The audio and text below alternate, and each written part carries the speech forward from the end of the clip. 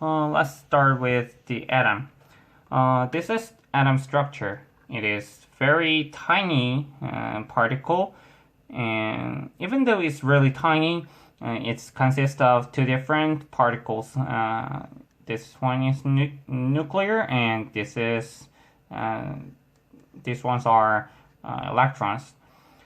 In this structure, electrons exist around the nuclear and is on the orbit.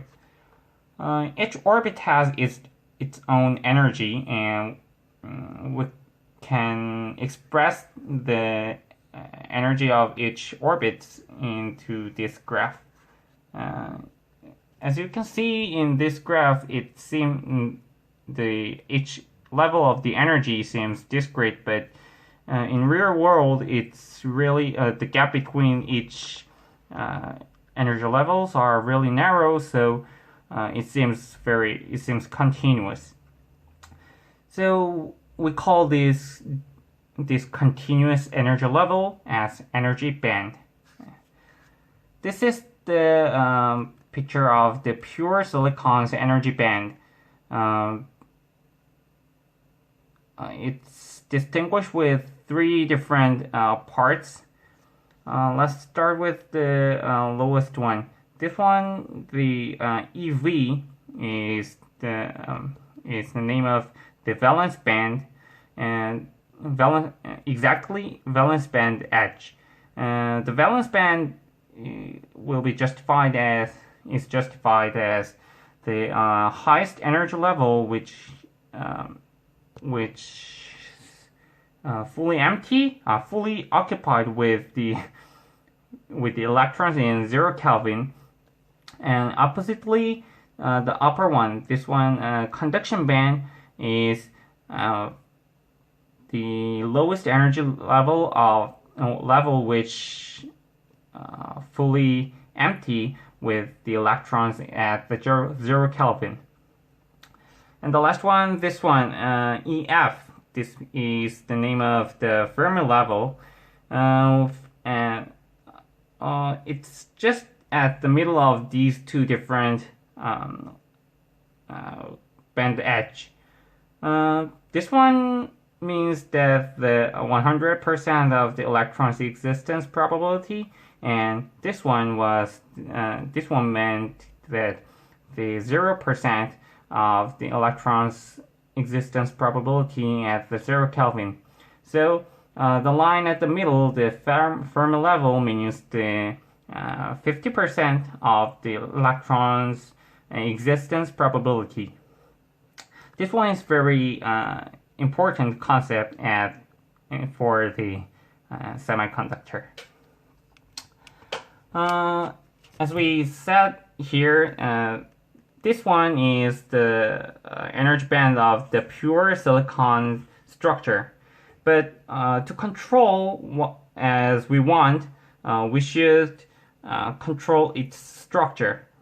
We dope the other ordered atoms at this pure silicon structure.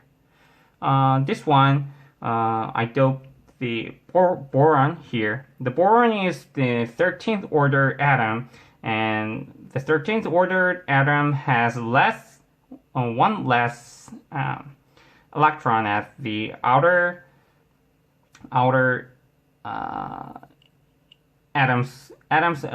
the outer orbit.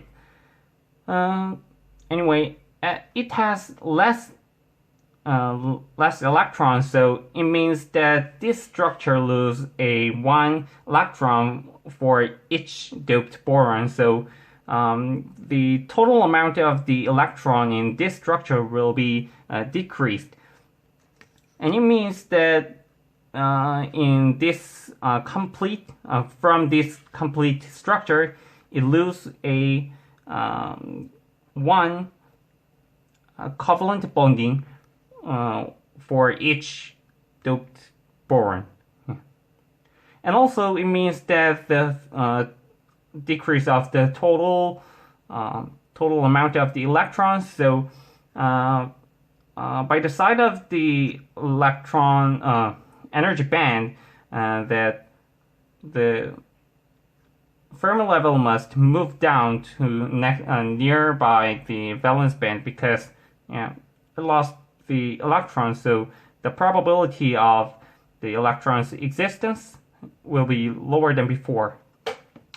Oppositely, if we dope the 15th order atom to the pure silicon structure, the 15th order atom has one more electron at the outer orbit of the atom. So it means that it has enough electron and more electron than the basic one.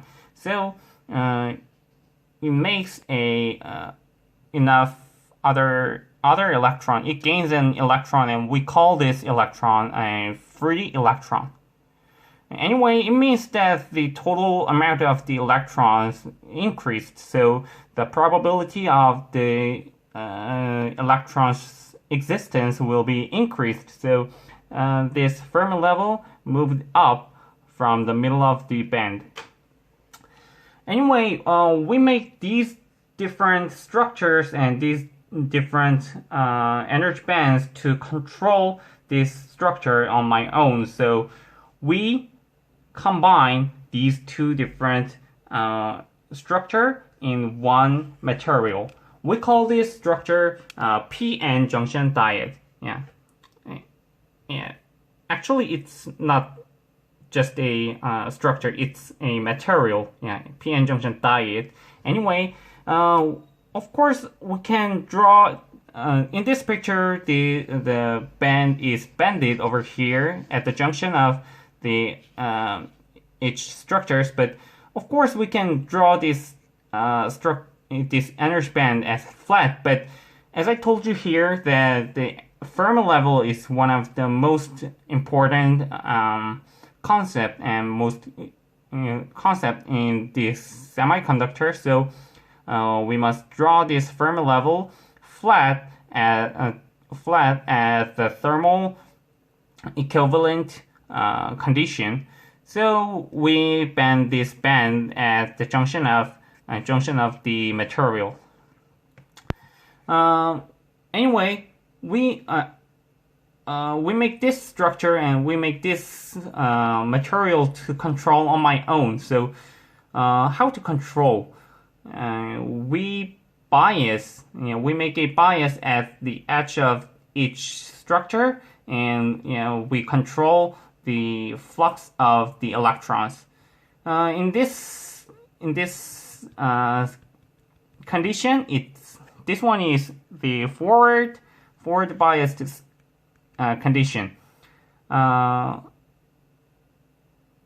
Actually, the part of the p-type semiconductor is the front. So that's why we use this condition as the forward biased condition. Anyway, at the forward biased condition, the electrons at the n-type semiconductor's part can move to p-type semiconductor's part easily because the barrier between this junction is very low. So it means that the electron's flux is electron can easily move to other parts. So it means that the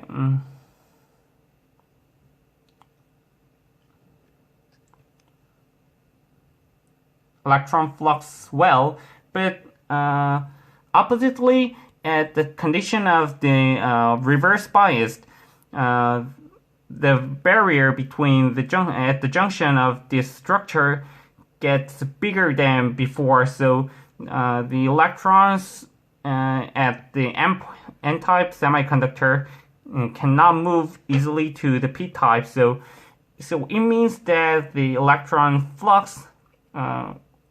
cannot flux well. So we call this, and we can express this condition as cutoff condition and this one as activated condition.